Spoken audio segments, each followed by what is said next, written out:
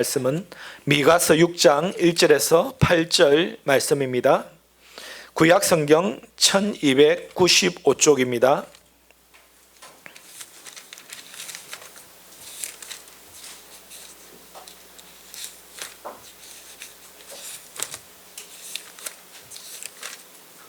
미가서 6장 1절에서 8절 말씀,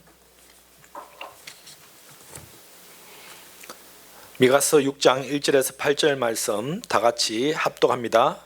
너희는 여호와의 말씀을 들을지어다. 너는 일어나서 산을 향하여 변론하여 작은 산들아 내 목소리를 듣게 하라 하셨나니 너희 산들과 땅의 견고한 지대들아 너희는 여호와의 변론을 들어라. 여호와께서 자기 백성과 변론하시며 이스라엘과 변론하실 것이라. 이르시기를 내 백성아 내가 무엇을 내게 행하였으며 무슨 일로 너를 괴롭게 하였느냐. 너는 내게 정언하라. 내가 너를 애굽 땅에서 인도하여 내어 종노릇 하는 집에서 속량하였고 모세와 아론과 미리암을 내 앞에 보냈느니라. 내 백성아 너는 모압 왕 발락이 꾀한 것과 보올의 아들 발람이 그에게서 대답할 것을 기억하며 시팀에서부터 길갈까지 일을 기억하라. 그리하면 나 여호와가 공의롭게 행한 일을 알리라 하실 것이니라. 내가 무엇을 가지고 여호와 앞에 나아가며 높으신 하나님께 경배할까? 내가 번제물로 1년 된 송아지를 가지고 그 앞에 나아갈까? 여호와께서 천천의 수양이나 만만의 강물 같은 기름을 기뻐하실까? 내 허물을 위하여 내 맏아들을 내 영혼의 죄로 말미암아 내 몸의 열매를 드릴까? 사람아 주께서 선한 것이 무엇임을 내게 보이셨나니 여호와께서 내게 구하시는 것은 오직 정의를 행하며 인자를 사랑하며 겸손하게 내 하나님과 함께 행하는 것이 아니냐. 아멘. 천길 물속은 알아도 한길 사람 속은 모른다라는 속담이 있죠. 참 그게 무슨 말이죠? 도저히 사람의 마음은 알다가도 모르겠다라는 것입니다. 한 부부가 40년 50년을 같이 살아도 아유 저 사람의 내 마음은 도저히 모르겠다, 알다가도 모르겠다라고 말합니다. 왜냐하면 인간의 마음이 그렇게 수시로 변한다라는 것입니다. 사람이 사람의 마음을 알기는 참으로 어렵습니다. 사람이 이렇게 어려운데 여러분, 우리가 하나님의 마음을 아는 것 쉬울까요? 어려울까요? 어려울까요? 어려울 수도 있고 쉬울 수도 있습니다. 하나님의 마음을 잘 이해하면 쉽고요, 하나님의 마음을 이해를 못하면 어려워요. 여러분, 하나님의 마음은 아는 것은 그렇게 어렵지가 않습니다. 사람은 이런저런 소원을 품고 살아가죠. 이 소원을 이루려고 하나님을 찾기도 하고 또 그 소원을 이루기 위해서 나를 드리기도 하고 헌신도 하고 헌물도 드리고 갖가지 노력을 합니다. 여러분, 여러분에게는 어떤 소원이 있습니까? 다 소원이 없는 사람이 없죠. 저는 최근 가장 큰 소원 중에 하나가 뭐냐면 우리 교회에 이제는 상가교회를 탈출하여서 좀 번듯한 건물이 있는 교회가 되었으면 좋겠다라는 그 소원이 간절해요. 그걸로 항상 기도를 해요. 그것이 제게 있어서 지금 현재 가장 큰 소원이에요. 그러나 내 소원을 먼저 하나님께 아뢰기보다 먼저 우리가 우선돼야 될 것이 무엇입니까? 하나님께서 우리에게 향한 소원이 무엇인가를 먼저 깨닫는 것이 중요하죠. 내 소원을 이루는 것보다 내 삶을 통해서 하나님의 뜻이 이루어지는 것이 더 중요하다라는 것입니다. 여러분, 효자라는 것은요, 부모님께 잘 순종하고 부모님을 잘 받드는 것인데, 제 효자는 뭐냐면 부모님 마음을 잘 헤아려 드리는 것이에요. 그래서 부모님이 정말 기뻐하시는 것이 무엇인가라는 것을 깨닫고 그 뜻대로 살아가는 것이 효자이죠. 아니, 부모님은 이런 음식도 싫은데 안 좋은 음식만 쫙 갖다 주고, 이런 곳은 싫은데 나름대로 좋은 거 있다고 모신다면 그 효도가 아니죠. 여러분, 내 소원보다 하나님의 소원이 우선돼야 될 이유가 있습니다. 그것이 뭐냐면 내 뜻보다 하나님의 뜻이 더 크기 때문에 그렇습니다. 인간의 뜻은 얕잖아요. 조그마하잖아요. 그런데 하나님의 뜻은요, 여러분 나중에 죽음의 문 앞에 다다라서 삶을 되돌아보면서 하나님께서 나에게 행한 그 일들을 한번 기억해 보시기 바랍니다. 얼마나 하나님의 그 뜻이 크고 위대한지요. 그래서 이사야서 55장 9절 보면 하늘이 땅보다 높은 같이 내 길은 너희의 길보다 높으며 내 생각은 너희의 생각보다 높으니라 라고 되어 있습니다. 우리가 가진 소원보다 하나님이 나에게 가진 그 뜻과 소망과 소원들, 꿈들은 더 위대하고 더 크다라는 것이죠. 그래서 내 뜻보다 하나님의 뜻이 먼저 이루어지기를 기도해야 된다라는 것입니다. 그리고 하나님 뜻을, 소원을 먼저 생각해야 되는 두 번째 이유는 내 생각보다 하나님의 생각이 더 지혜롭기 때문에 그렇습니다. 우리는 당장 당한 일, 당장 앞의 일만 생각하지만 하나님은 10년 아니면 내 인생 전체를 다 설계하고 계획하시는 분이에요. 그런데 그 지혜롭고 광대하고 원대한 그 하나님의 지혜를 우리가 어떻게 헤아릴 수가 있겠습니까? 그러니까 내 뜻이 이루어지는 것보다 하나님의 뜻이 내 삶 가운데 이루어지는 것이 훨씬 우리 가운데 축복이다라는 것이에요. 그리고 세 번째는 하나님의 소원이 내게 이루어져야 내가 이 땅에 살아갈 때 내 소원도 이루어질 수 있기 때문에 그렇다라는 것입니다. 왜냐하면 마태복음 6장 33절 보면 너희는 먼저 그의 나라와 그의 의를 구하라. 그리하면 이 모든 것을 너희에게 더하시리라 라고 되어 있잖아요. 먼저 하나님 뜻이 내 삶 가운데 이루어지면 내가 원하는 소망들은 자연히 이루어진다라는 것입니다. 그러니까 내 소원보다, 내 마음보다, 내 뜻보다 하나님의 마음과 뜻과 소망들이 먼저 우선이다라는 것입니다. 그래서 여러분 이 땅에 살아갈 때 성공한 인생은 어떤 인생인가? 제일 성공한 인생은요, 하나님 뜻대로 살아가는 것이다 라는 것입니다. 여러분 하나님 뜻대로 사시기를 바랍니다. 하나님의 선택을 받은 이스라엘 백성들은 잘할 때도 있지만 잘못할 때가 참으로 많았어요. 오늘 미가서도 보면 잘하는 것이 아니야. 지금 뭘 잘못하고 있어요. 왜 그렇죠? 왜? 나름대로 이스라엘 백성들도 나름대로 하나님 잘 섬기려고 하는데 왜 잘못 섬기려고 할까요? 그것은 다른 것이 아니고 하나님의 마음을 잘 이해를 하지 못했기 때문에 그렇다라는 것입니다. 여러분 우리가 아무리 열심히 해도 하나님의 마음을 알지 못하고 하나님 뜻대로 살지 못한다면 그거는 올바른 인생이 아니죠. 그거는 자기 나름대로 열심히 사는 것이죠. 여러분 하나님은 절대 우리에게 네 뜻대로 열심히 살아라 라고 말씀하시지 않습니다. 가만히 있어도 좋으니까 내 뜻대로 좀 살아다오라고 말씀하신다라는 것이에요. 이스라엘 백성들의 잘못은 하나님의 마음을 몰랐다라는 것입니다. 우리가 정확히 하나님의 뜻을 알기를 위해서는 우리 마음과 생각이 아주 순수해야 됩니다. 우리 영이 아주 맑아야 돼요. 세상에 자기 생각, 자기 경험, 또 뭡니까? 자기 감정이 들어가면요 하나님의 뜻을 온전히 알아내긴 힘들어요. 아주 깊은 은혜 가운데 내 영혼이 순수한 가운데 내 모든 생각, 내 마음, 내 감정을 다 내려놓고 온전히 영적인 귀 기울인 가운데 하나님의 뜻이 무엇인가라는 것을 깨달아야 된다라는 것입니다. 사람들은 나름대로 교회에서 보면 참 열심히들 다 합니다. 그런데 가만히 보면 제가 한 번씩 볼 때 저거는 열심히 하는 게 좋은 것이 아닌데 저런 열심은 잠시 내려놓고 그냥 예배 온전히 잘 드리고 예배 승리하는 거 더 중요한데 라는 그런 성도들 제가 한 번씩 볼 때 있어요. 저희 교회 성도들은 그렇지 않습니다. 여러분 속된 말로 교회에서 설친다라는 사람도 있어요. 막 열심히 해. 막 얼마나 열심히 하는지 몰라. 전도도 열심히 하는데 설치는 하나님 뜻이 아닌 열심은 꼭 사람에게 상처를 준다라는 것입니다. 자기 욕망, 자기 욕구를 채우기 위한 열심인 것이죠. 하나님 뜻이 아닌 것이죠. 그래서 여러분 우리가 제일 이제 실수하기 쉬운 것이 뭐냐면 내 감정대로 신앙생활을 한다라는 것이에요. 내 감정대로. 여러분 내 감정대로 신앙생활을 한다는 것은 내가 기분이 좋고 막 은혜를 받고 하면 열심히 하고 막 기분이 좋지만 내 감정이 상하고 마음이 상하면 감정대로 움직이는 사람은 또 기분이 다운되고 믿음이 또 내려가고 시험에 들고 그래요. 여러분, 우리가 감정에 따라 하나님을 좌지우지하는 것이 아니잖아요. 내 감정이 어떻든 여전히 하나님은 그분이시고 동일하신 분인데 자꾸 우리는 우리 감정에 휘둘른다라는 것이 문제다라는 것입니다.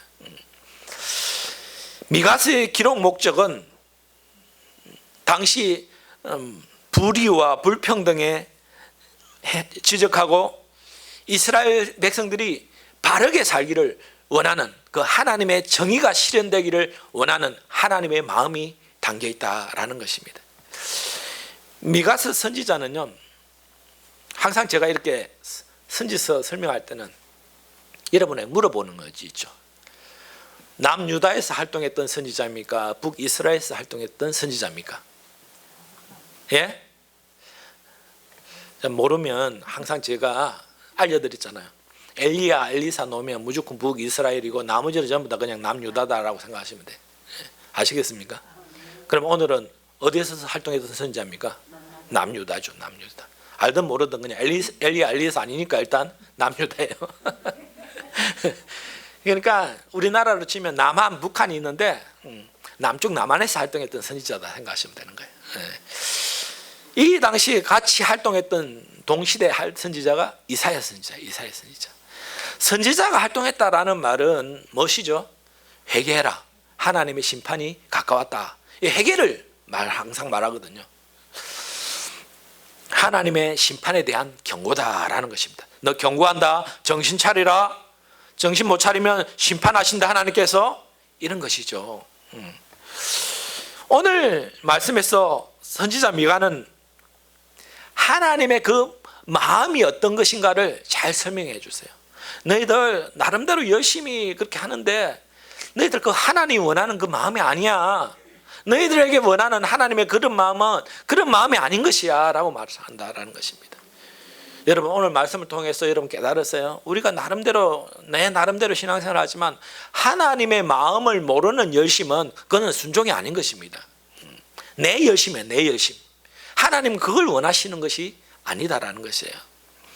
1절, 6장 1절, 미가서 6장 1절 보시면 너희는 여호와의 말씀을 들을지어다. 너는 일어나서 산을 향하여 변론하여 작은 산들이 내 목소리를 듣게 하라 하셨나니 라고 되어 있습니다. 이 별로 딱 어감이 딱 들어보니까 별로 좋지 않는 내용이에요. 뭐냐면 일어나서 산을 향하여 변론을 하라라는 것입니다. 여러분, 산을 향하여 말을 해보라는 이 말이 무엇일까요?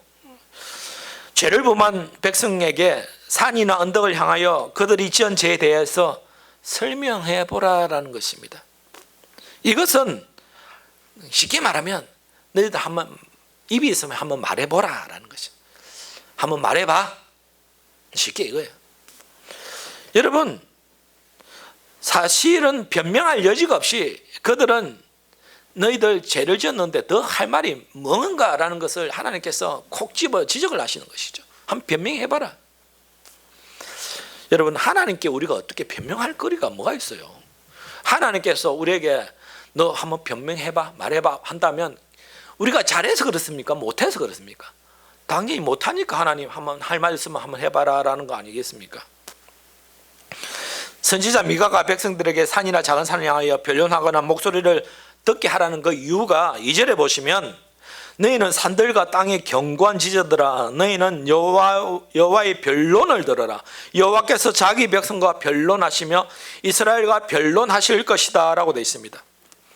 하나님께서 이제 나서서 변론하시겠다라는 것입니다. 여러분, 하나님께서 할 말이 있으면 나하고 한번 말해보자.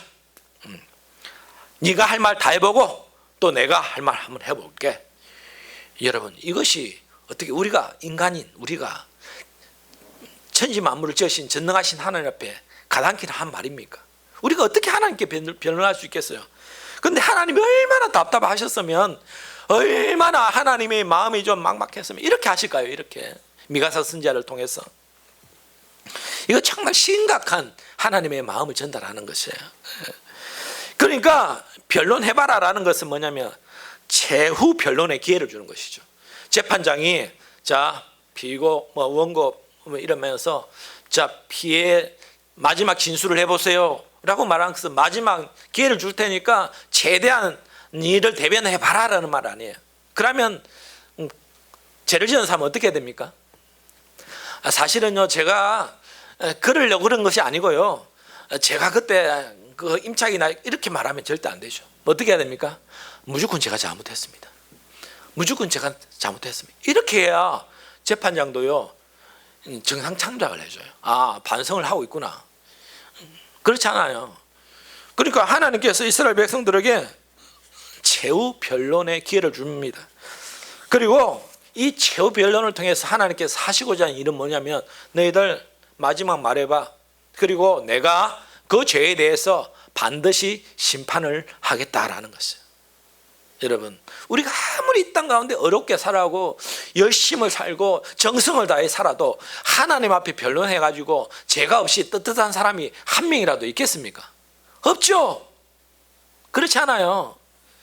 마음의 생각만 해도 벌써 죄인데 하나님 앞에 죄를 따져가지고 어려울 사람은 한 명도 없다라는 것입니다. 그렇지만 하나님이 항상 하나님의 그 큰 사랑으로 우리 사랑으로 우리 죄를 덮어주시니까 우리가 은혜 가운데 살아갈 수 있는 것이죠.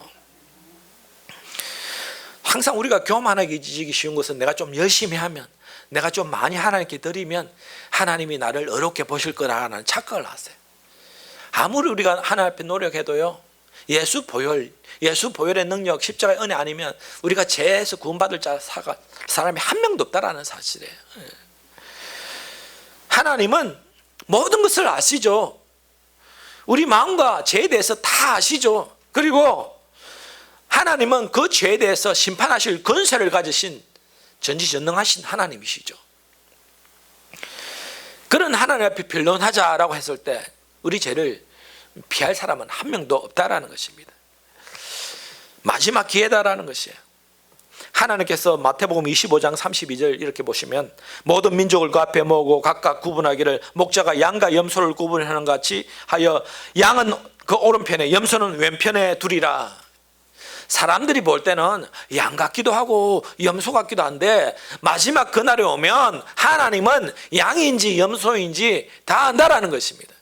구분을 해서 양은 영원한 천국에, 염소는 양처럼 행동하고 양의 모습으로 그렇게 변장하며 살아갈지 모르겠지만 하나님 다 아시기 때문에 염소의 삶을 사는 사람은 지옥 가는 것입니다. 양의 삶을 살아야 된다는 것이에요. 그 하나님께서 3절에 뭐라고 말씀하십니까? 미가서 6장 3절 보면 이르시기를 내 백성아 내가 무엇을 내게 행하였으며 무슨 일로 너를 괴롭게 하였느냐 너는 내게 정언하라. 너희들 이제 한번 말해봐라. 내가 너희에게 짐이라도 되었단 말이냐? 한번 내게 대답해봐라. 내가 너희들의 괴로움이 되었느냐? 내가 너희를 괴롭게 하였느냐? 한번 대답해봐라 라는 것이, 이 어감에서 보면 하나님이 단단히 화가 나셨어요. 내가 너희들을 얼마나 사랑하고 아끼고 보호해줬어. 그렇게 아브라함 때부터 선택된 족속으로 광야를 지나게 하시며 홍해를 가르게 하시며 가나안 땅에 인도하셔서 모든 적군을 물리치고 젖과 꿀이 흐르는 땅에서 복락을 누리게 해주었는데 모든 적군의 손에서 구원하여 주시고 인도하여 주셨고 만나 외출하게 먹어주셨고 새싹이 인도했는데 너희들은 왜 나를 괴롭게 했다라고 말하고 내가 너희의 짐이라고 말하고 내가 너희를 힘들게 했다고 말을 하느냐라는 것입니다. 하나님이 지금 화가 나신 거예요. 화가 나신 거. 그러면서 4절 5절 보면 4절 5절은 딴 것이 아니에요. 너희들을 그렇게 내가 사랑으로 인도해 주었다라는 말씀입니다. 사랑으로 인도해 주었다. 여러분 하나님께서 이스라엘 백성들을 이렇게 사랑으로 인도하고 보호해 줬던 것처럼 이 시간 저와 여러분들을 그렇게 선하게 인도해 주신다라는 것입니다. 그리고 하나님께서는 앞으로도 그렇게 우리를 인도하시고 구원하실 것이다라는 것인데 그런 인도자의 축복, 그런 하나님의 어마어마한 복을 누렸는데 이스라엘 백성들은 하나님의 마음을 몰라요. 여전히 하나님께서 전쟁의 가운데 이기게 해주셨는데 그들이 군사력이 좋았어, 힘이 좋았어, 이겼다 그러고 점쟁이 찾아가고 무당 찾아가고 우상 숭배하고 바알과 아세라 신 섬기고 하나님 마음을 아프게 하고 결국 그들의 죄로 말미암아 그들이 심판을 받는 것인데 이스라엘 백성들은 그거 모르고 자기들은 잘 하였는데 하나님 왜 우리를 도와주시지 않습니까? 하나님 왜 저를 선한 길로 인도하시지 않습니까? 왜 그곳에서 구원하지 않으셨습니까? 왜 이런 어려움과 고통을 당하게 하십니까? 원망하고 있다라는 것입니다. 하나님은 그런 분이 아니세요. 정말 축복받기를 원하시죠. 그들이 고통당하는 것은 그들의 죄로 말미암았다라는 것입니다. 결국은 4절 5절이 그런 내용이잖아요. 모압에서 너희들 발람의 끼에 빠져가지고 그렇게 우상 숭배하고 모압 여자들을 취해가지고 너희들 죄 때문에 너희가 게임에 빠져가지고 그렇게 죄를 지은 건데 왜 나의 탓을 나에게 하는가라는 것입니다. 결국은 3장 미가서 3장 보시면 그들의 죄가 뭔지 나와 있죠. 미가서 3장 1절에서 4절 보시면 내가 또 이르노니 야곱의 우두머리들과 이스라엘 족속의 통치자들아 들으라. 정의를 아는 것이 너희의 본분이 아니냐. 너희가 선을 미워하고 악을 기뻐하여 내 백성의 가죽을 벗기고 그 뼈에서 살을 뜯어 그들의 살을 먹으며 그 가죽을 벗기며 그 뼈를 꺾어 다지기를 냄비와 속 가운데서 담을 고기처럼 하는도다. 그때 그들이 여호와께 불을 지질지라도 응답하지 아니하고 그들의 행위가 악했던 만큼 그들 앞에 얼굴을 가리시리라. 이스라엘 백성들이 얼마나 끔찍한 죄를 지었는지 낱낱이 지금 표현하는 내용이지. 우리가 읽기도 좀 거북한 내용들이잖아요. 이만큼 하나님 보시기에 악을 행하는 백성들이었다라는 것입니다. 이런 심판의 메시지가 선포되니까 이스라엘 백성들이 이제 벌벌 떠는 거예요. 우리가 나름대로 열심히 하나님 알고 하나님 잘 믿는다 했는데 정말 우리가 나쁜 죄를 지었구나.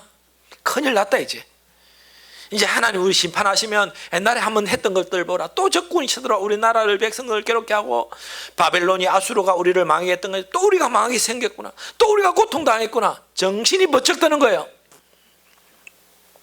그러니까요 이스라엘 백성들이요 뭐라고 하냐면 6절 7절 보시면 내가 무엇을 가지고 여호와 앞에 나아가며 높으신 하나님께 경배할까? 내가 번제물로 1년 된 송아지를 가지고 그 앞에 나아갈까? 여호와께 선천의 수양이나 만만의 강물 같은 기름을 기뻐하실까? 내 허물을 위하여 내 맏아들을 내 영혼의 죄로 말미암아 내 몸의 열매를 드릴까? 자 6절 7절 읽어보니까 이스라엘 백성들이 지금 내용이 좋은 것 같아요? 안 좋은 것 같아요? 참 보면 좋은 내용 같아요. 내가 무엇을 가지고 하나님께 나아갈까? 좋은 거잖아요. 뭐냐면 어떻게 하나님께 경배할까? 번제물로 1년 된 송아지, 가장 좋은 송아지를 하나님께 드리면 하나님이 내 죄를 용서하여 주시고 하나님이 옛날에 우리가 지었던 죄를 까맣게 잊으시고 다시 회복시켜 주실까?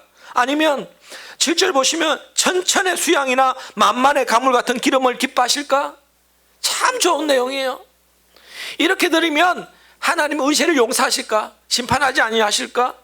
또 얼마나 또 강하게 말하면 내 허물을 위하여 내 맏아들을, 세상에 인신제사 자기 맏아들을, 하나님이 아마 아브라함 그 잘못 오해를 했던 것 같아. 인신제사를 하나님 기뻐 받으시는 것이 아니죠. 어떻게? 그리고 내 허물을 내 맏아들을 내 영혼의 죄를 말면 내 몸의 열매를 드릴까? 참 좋은 내용 같아요. 무엇을 드리면 하나님의 진노가 임하지 않을까? 심판을 피할 수 있을까? 여러분 이 내용이 참 좋은 것 같지만 사실은 이거는 하나님의 마음을 전혀 알지 못하는 자기들의 마음이에요. 자기들의 마음. 하나님을 경외하기 위해서 무엇을 가지고 나갈까? 하나님께 예배하기 위해서 무엇을 드릴까? 참으로 좋은 것 같아. 자식까지 드려야 되나? 내 몸과 마음을 다 드리면 되나? 여러분 우리가 예배 드릴 때요 항상 제가 강조하지만 예배는 참 좋은 것이고 하나님 기뻐 받으시잖아요. 이 예배를 드린다는 말의 이 의미를 잘 아셔야 돼요. 우리가 로마서 12장 1절 보시면 그러므로 형제들아 내가 하나님의 모든 자비하심으로 너희를 권하노니 너희 몸을 기뻐하시는 하나님 기뻐하시는 거룩한 산 제물로 드리라. 이것이 너희가 드릴 영적 예배다라고 되어 있습니다. 예배 예전은요 내 몸을 하나님께 온전히 드리는 거예요. 산제사로 드리는 거예요. 나를 드리는 거예요. 이해하셨어요 여러분? 이거 참 영적인 깊은 의미를 잘 기억하셔야 돼요. 예배는 나를 드리는 것이거든요. 나를 드림이 없는 예배는 하나님 기뻐 받으시는 것이 아닙니다. 정말 나를 드려야 돼. 나를 드려야 돼. 그것이 살아있는 예배이고 하나님 기뻐 받으시는 예배다라는 것입니다. 내가 가진 것, 내가 만든 것, 내가 행한 일들을 드리는 것이 아닙니다. 바로 예배의 본질은 나를 드리는 거예요. 나를 드리는 거. 잘 이해하시기 바랍니다. 나를 드린다는 의미가 무엇일까? 여러분 우리는 참 착각하는 것이 뭐냐면 하나님은 참 가난뱅이라서 내가 좀 헌금 많이 하고 하나님께 드리면 참 도움이 되고 유익되겠지라는 착각을 한다는 것입니다. 여러분 하나님께서 우리에게 말씀하시는 것이 은도 내 것이고 금도 내 것이고 우주 만물 모든 것이 다 내 것이다 라고 말하죠. 아니 하나님 것을 하나님께 드리는데 그게 뭘 드리는 거예요? 하나님 것인데 다. 우리가 드린다는 의미를 참 잘 이해를 잘못하시면요 이 뭐 내가 열심히 노력해서 모은 것을 하나님께 마치 하나님은 내 도움을 필요해서 내가 드리면 그것을 기뻐 받으신다라는 착각을 해요. 여러분 나를 드리는 것이지 어떤 다른 헌금이나 봉사나 뭐 이런 것을 드리는 것이 아닙니다. 나를 드리는 것이에요. 나를 드린다는 의미를 한 번 더 깊이 생각하셔야 돼요. 한 주간 살면서 나를 드린다는 의미가 무엇인지를 한번 깊이 생각해 보세요. 여러분 드리면 참 좋은 것 같은데 그것은 하나님의 마음을 알지 못하는 그 드림은 온전한 드림이 아니다라는 것이에요. 하나님께서 기뻐 받으시는 그것을 드려야지요. 그렇지 않습니까?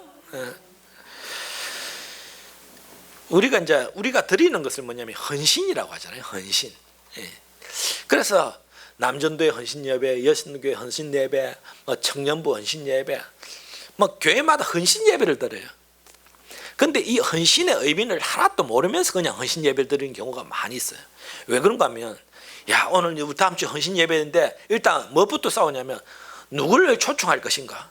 강사 모시는 것부터 벌써 싸워. 야 나는 이 목사님 좋은데 이 목사님 좋잖아 하면서 그것부터 싸우고 두 번째 특송을 뭘 해야 될지 그것 정한 것부터 또 싸워. 특송을 뭘 해야 되냐 싸우고 또 세 번째 음식을 뭘 대접해야 되나 또 그것까지 또 싸워. 헌신하고는 전혀 상관없는 헌신 예배를 드리는 거예요. 하나님이 언제 그런 거 가지고 따지고 싸우라고 하나님 하실까요? 헌신의 의미를 하나도 모르는 것이죠. 나를 드리는 건데.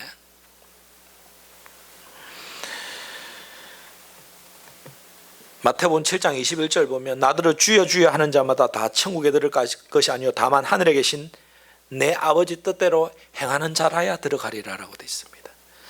주여 주여 하면서 열심히 하는 것이 하나님 뜻대로 행하는 것이 아니다라는 것입니다. 하나님 뜻대로 행해야 천국 갈 수 있다는 것이에요. 그래서 여러분 삶 가운데 가장 중요한 것은 하나님 마음을 잘 알고 하나님께서 여러분에게 원하시는 그 뜻대로 살아가는 삶이 가장 복된 삶이다라는 것입니다. 그래서 하나님 마음을 아셔야 돼요. 이제부터 여러분. 하나님의 마음을 알지 못하는 내 열심은 올바른 열심이 아니다라는 것입니다.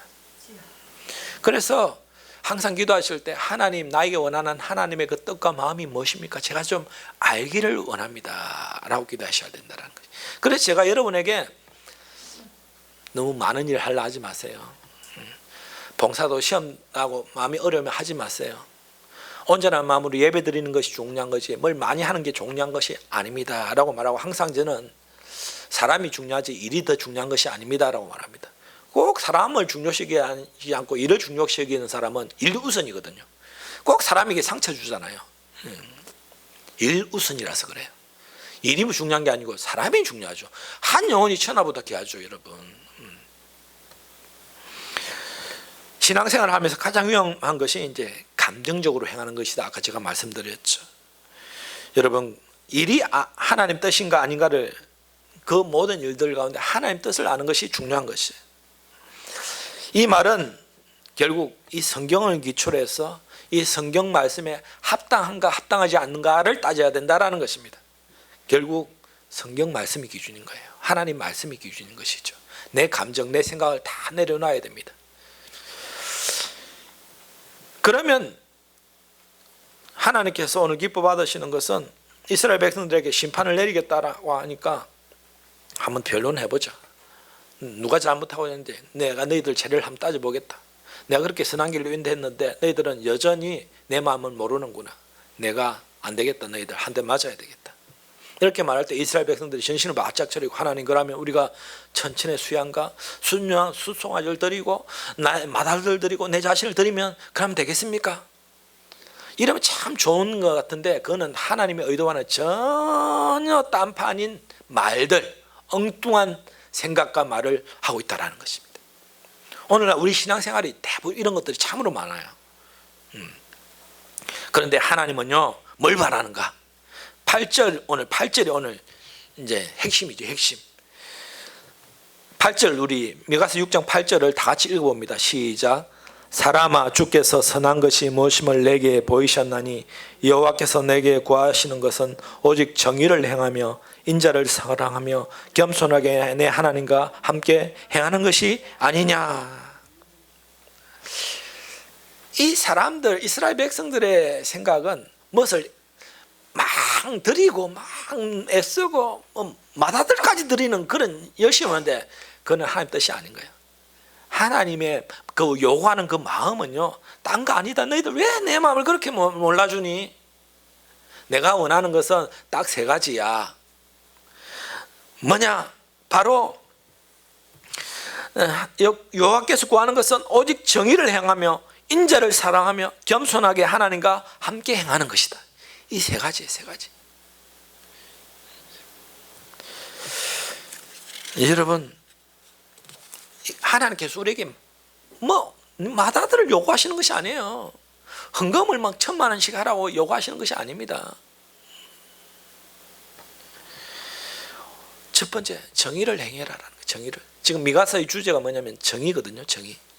하나님의 그 정의를 행해라라는 것입니다. 여러분, 우리는 불의를 떠난, 죄의 길에서 떠난 하나님의 자녀가 되어서 이제는 의를 행하는 사람들이 되어야 된다는 것입니다. 정의를 행하는 자가 되어야 된다는 것이에요. 아모스 5장 24절을 보면 오직 정의를 물같이 공의를 마르지 않는 강같이 흐르게 할지니라 라고 되어 있습니다. 정의를 물같이 공의를 마르지 않는 강같이 우리 삶 가운데 흘러보내야 된다는 것이에요. 그들이 열심히 하나님을 섬긴다고 했지만 자기들의 열심이었어요. 로마서 10장 2절 보면 이스라엘 백성들에 대해서 그들이 하나님께 열심히 있었으나 올바른 지식을 따른 것이 아니니라 라고 되어 있습니다.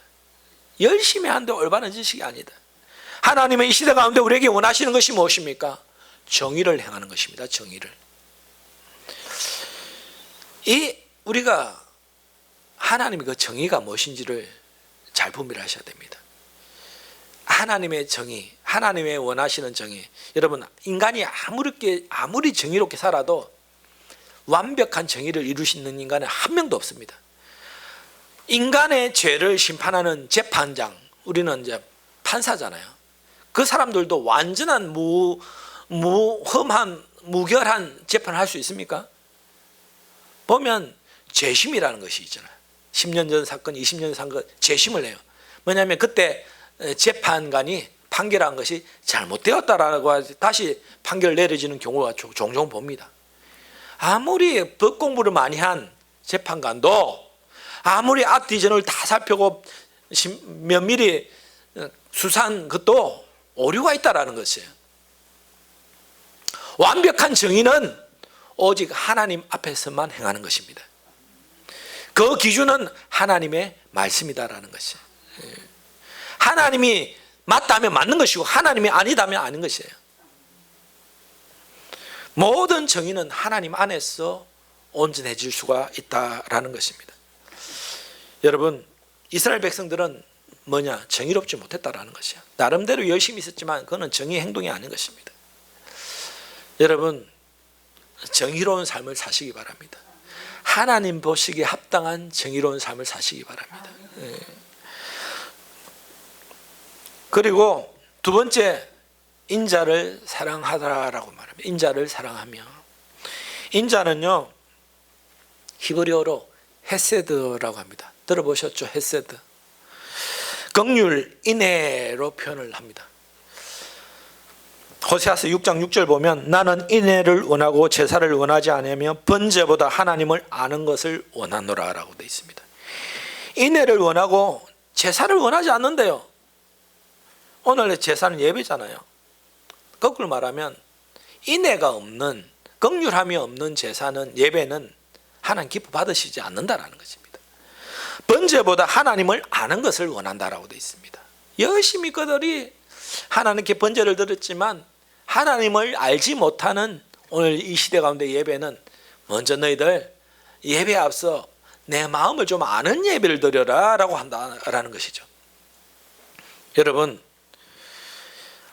인자를 사랑한다라는 것은 결국 하나님의 은혜와 긍휼을 베푸는 것이잖아요. 그것이 하나님을 사랑하는 방법입니다. 여러분, 막 사람들은 하나님이 사랑합니다, 하나님 찬양합니다 하는데 인애와 긍휼은 하나도 없어. 용서라는 것은 하나도 없고, 나에게 잘못한 사람들은 철저하게 징계를 하고, 용서와 인애를 베푸는 긍휼의 마음은 하나도 없어. 너무나 완악해. 그러면서 교회 가서는 하나님 사랑합니다, 하나님 찬양합니다. 너희들 순서가 잘못되었다. 인애와 긍휼을 먼저 행하고 나에게 예배드려라 라고 말씀하신다라는 것이에요. 이것이 하나님 마음이에요. 오늘 보니까 이스라엘 백성들이 하나님의 마음을 알지 못하고 막 번제 드릴까, 제사 드릴까, 내 맏아들 드릴까, 나를 드릴까. 너희들 잘못됐다. 내가 원한 그거 아니다. 정의를 행해야 된다. 그리고 인자를 사랑하라. 그 하나님을 사랑하는 것은 다른 것이 아니고 이 땅 가운데 우리가 살아가면서 하나님의 그 사랑을 베푸는 것이다 라고 말하는 거예요. 선한 사마리아의 비유에서 한 강도 만난 사람이 예리고에서 강도를 만나 피투성이에 넘어졌을 때 제사장도 그냥 지나가고 레위인도 그냥 지나가. 근데 왜 그냥 지나갔죠? 빨리 가서 예배 시간이 가까웠기 때문에 빨리 내가 가서 예배 준비하고 예배 드려야 되기 때문에 저 사람 돌볼 지금 시간이 없다. 내가 저 사람 돌보면 예배 시간 늦다. 쉽게 말하면 이거예요. 근데 정말 나쁘다고 생각하는, 정말 악하다고 생각하는 사마리아 사람은요, 똑같이 가다가 내가 좀 예배 늦어도 내가 이 광도 만난 이 사람을 내가 돌봐줘야 되겠다. 쉽게 말하면 그런 거거든요, 설명이. 그래가지고 사랑으로 돌봐주고 나의 여간비도 지불해주고 지극정성으로 치료해줍니다. 누가 이 강도 만난 자의 이게 긍휼과 인애를 베푼 자인가? 누가 하나님의 마음을 잘 알아서 실천한 자인가? 바로 선한 사마리아인이다라는 것이. 올바른 모습으로 내 마음을 잘 알아서 나를 진정으로 섬기는, 나를 사랑하는 사람은 레위인도 아니고 제사장도 아니에요. 선한 사마리아인이에요.